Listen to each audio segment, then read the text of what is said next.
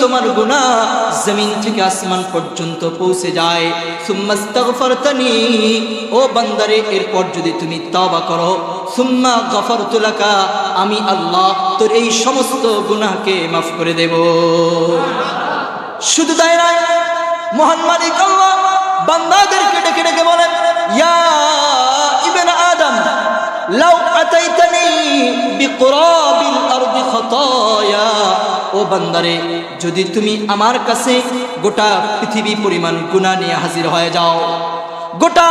পৃথিবী পরিমাণ গুনাহ নিয়ে যদি হাজির হয়ে যাও, সুম্মা লাকিতানি লা তুশরিক বি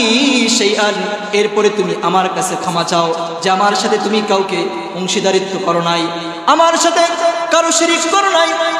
আমার সাথে কাউকে শরীক করো নাই, বান্দারে এই অবস্থায় যদি তুমি আসো,